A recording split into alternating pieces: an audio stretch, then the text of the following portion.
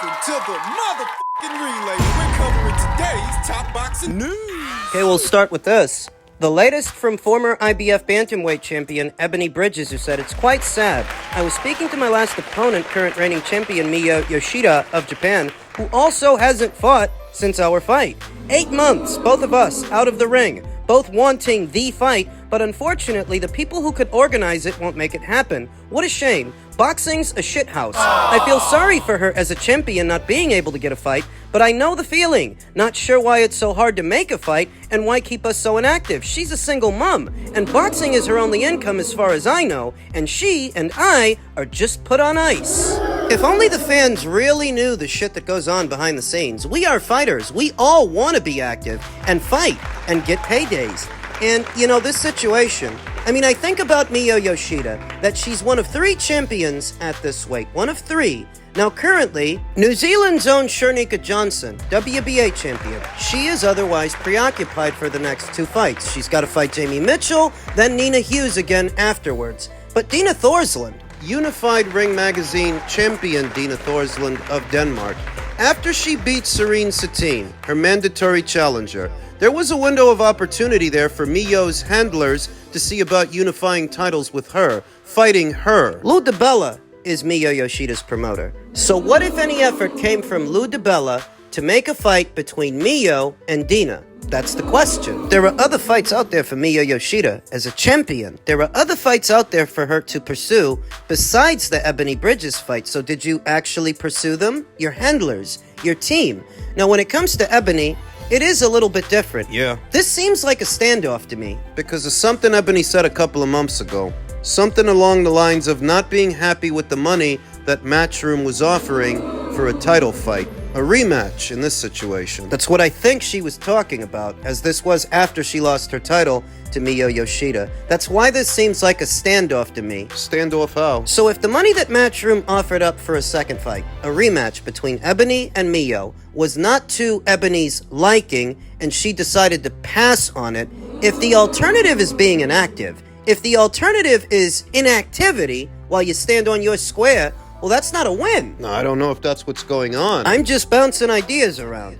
I'm just brainstorming that if that's the case, if Matchroom did make a play to do the second fight, to do the rematch, but the reason it didn't happen is because the fighters didn't like the money, well, the fighters just shortchanged themselves. If that's what happened. I don't know if that's what happened. I'm just saying that in the event that that's what happened, and that's what's holding them both up, then they shortchanged themselves, because we are 7 going on 8 months into this year, and neither Miyo or Ebony have fought. The whole idea is, if you're gonna pass on an offer, there better be something better coming down the pipeline. If there isn't, then you're just playing hard to get when you're hard to want. In other words, a big fat bag of nothing is not an alternative to something. Inactivity is not an alternative. It's a consequence. But the reason we haven't seen the both of these fighters since late last year is because they're standing on their square, holding out for more money to do a second fight between them. Well, they're only costing themselves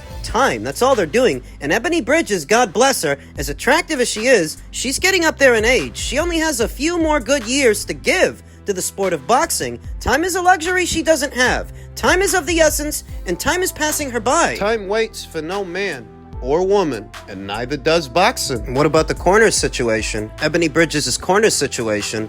When last we saw her, she had David Caldwell in the corner. A relationship that didn't last very long. Who's training Ebony now? Because it's not David. They split right after the Miyo Yoshida fight. So what's Ebony's corner situation now? Who's training her now? These are questions that need answers. I'm actually very fond of Ebony Bridges. I like her character, her charisma. You like her cha-chas. Well, I'm more of an ass and thigh guy myself, if I'm being honest with you, but that's not the point.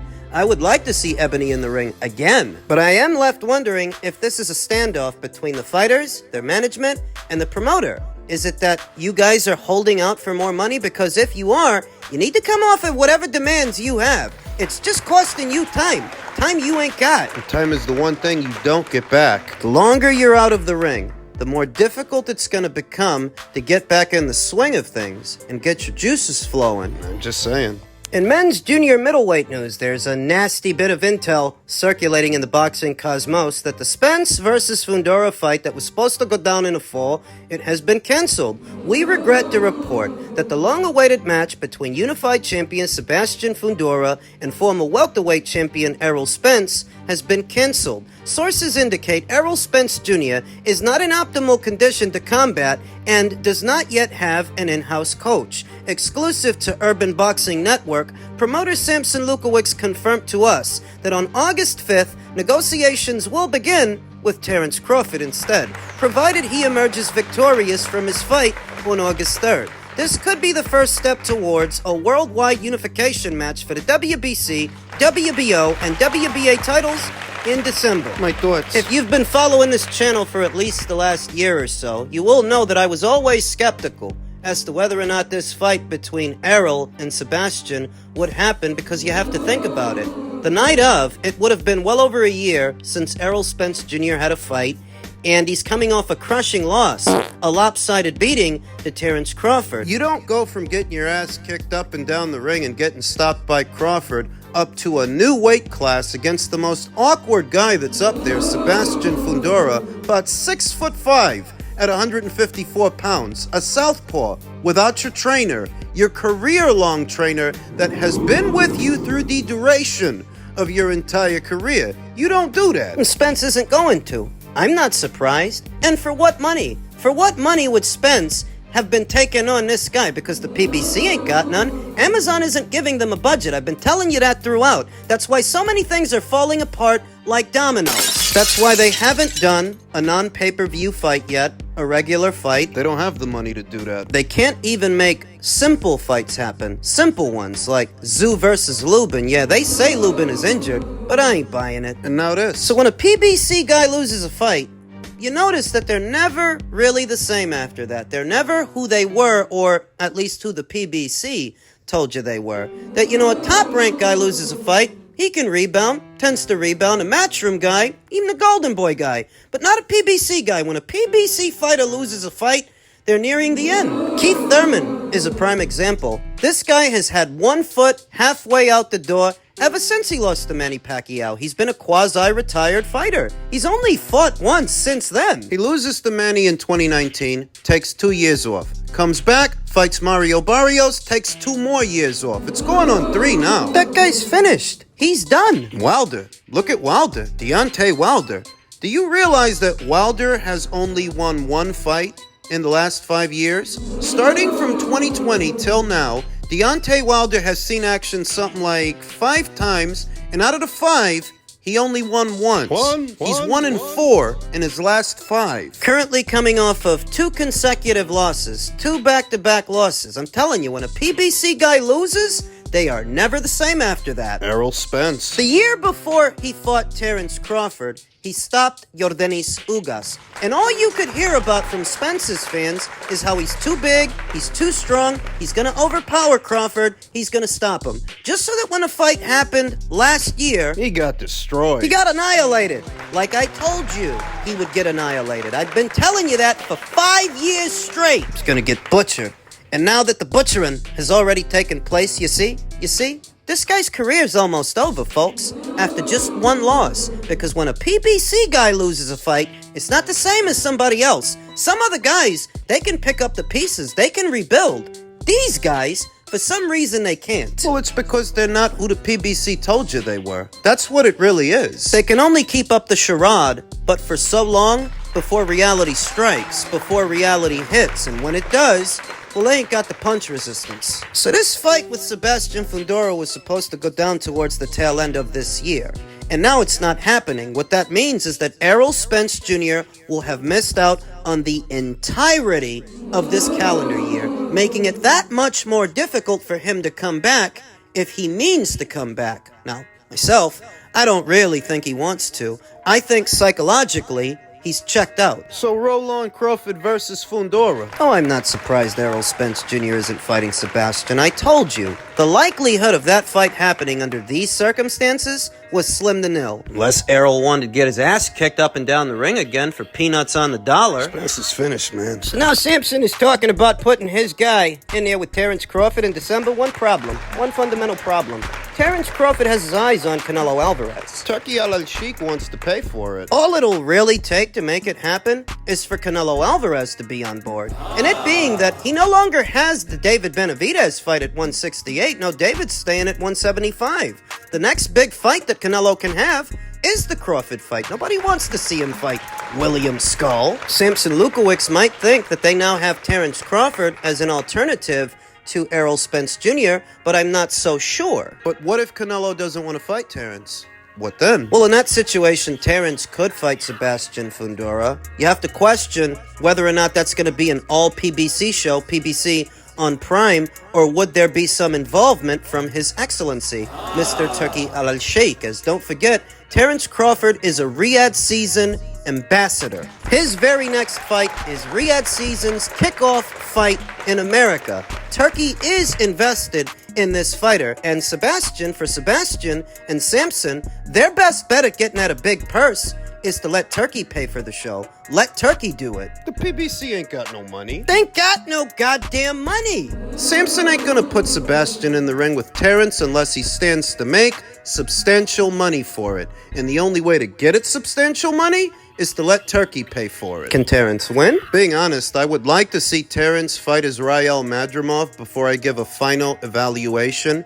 But yeah, I would give Terrence decent odds to beat Sebastian Fundora because beating Sebastian is all about timing. In spite of his height and his length, if you can time him, you can beat him. His defense is leaky. We saw that in the first 2 rounds of the Tszyu fight. Before that gash opened up on the top of Tszyu's head, he was timing Sebastian with the right hand, and he amassed a lot of damage in just the first 6 minutes of the fight. Busted his nose all up, busted his mouth. While his vision wasn't impaired, when he could still see, Tszyu was well on his way to knocking out Sebastian because he was timing him. And if Tszyu can time you, Terrence Crawford can time you. Now, there are other intangibles like how is Terrence going to look early next month? And what about his power? Is his power going to carry? Those are questions that need answers. They do. Though physically, I do think Terrence has enough height, and enough length that he's actually got a bigger wingspan than Tszyu. That if he times Sebastian Fundora, he can stick him, and he might be able to get him out of there. He might. It's an awkward assignment. A very awkward assignment for anybody at or around these weights. Let's not get ahead of ourselves, though. We have to see what happens next month. And finally, former champion Tszyu, seemingly reacting to the news that Erickson Lubin would not be available to fight, took to his social media and stated quite plainly, "Again, bro? Really?" As there have been several attempts to do this fight between Tim and Eric, 2, maybe 3. What grabbed my attention is that in the comment section of Tszyu's tweet was His Excellency Mr. Turki Al-Sheikh saying, "I am waiting for you." Don't forget that Tszyu was originally supposed to be on the August show next month, but under a doctor's advice, he needed more time to recover and would come back later on. Turkey's got plans for this guy, and if you think about the fighter that Tszyu has been and what decisions he's made, some better than others, he would fit right in with what Turkey wants to do and his vision for the sport. Fighters who behave like fighters and not real estate agents or rappers. And I'm not proposing that boxers limit their horizons to just Boxing. being boxers. Of course it's all right to branch out, but what I notice a lot in the modern day and age is you have a lot of boxers that really don't seem like they want to be boxers. They would rather be something else, and that's all right for them. If that's what works for them. For the advancement of the sport, however, in the modern day and age, you need fighters that behave like fighters and want to be fighters, move like fighters. That's Tszyu. That's how he acts. He never had to fight Terrell Gausha at the Armory in Minneapolis. I don't think he realized it at the time, but that was actually a step backwards from the kind of crowds he had been fighting in front of. He never had to take Sebastian Fundora on short notice in place of Keith Thurman. The guy was literally the opposite of everything he had been preparing for. He'd been preparing for a moving target and a smaller guy who leads with the left hand. He ends up with a giant that leads with the right. and rather than canceling the whole goddamn show On foreign soil. he decided to go through with it, which really wasn't the best decision. In hindsight, neither was doing business with the PBC, but it has put on display Tszyu's character and his temperance as a fighter. The sport of boxing here today needs more fighters like Tszyu, fighters that don't just have ability, lots of fighters have ability, but a fighter with desire. What Turki Al-Sheikh has made available to the fight fans and the fighters themselves is the opportunity to earn big money so long as you are a fighter that is willing to fight. You'd be surprised how many fighters aren't. Even at the chance to fight for big money, very big money, on very big stages, you would be surprised how many fighters in the postmodern era don't really want those opportunities. But Tszyu, oh, he's one of the ones that does. He's a throwback fighter, and he would be a welcome addition to Riyadh season. It's good to see that Turkey's waiting on this guy. He's got something in mind for him that could get him back on track and get traction back in his career, because I'll tell you something. What? He lost traction ever since he started dealing with the PBC. Of what use has his arrangement with the PBC been when before he started dealing with them, he was already in line to fight for the WBO title? He didn't get that through them. Turkey being interested in him, I just see a situation where Tim might be able to regain some stability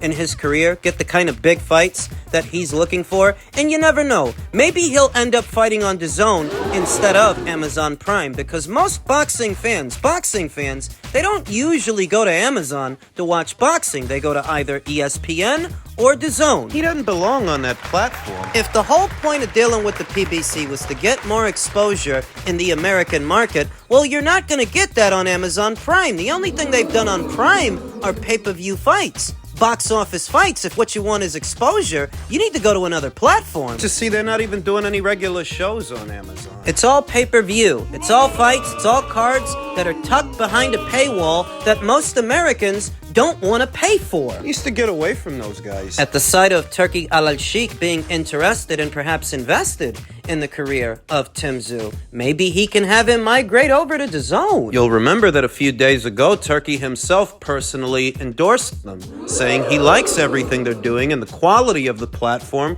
Maybe he can have Tim fight over there. Maybe he can get him a Bakram Murtazaliev fight for the full IBF title instead of wasting your time with a nobody like Erickson Lubin. Skip the appetizer and go for the main course. Turkey can make it happen.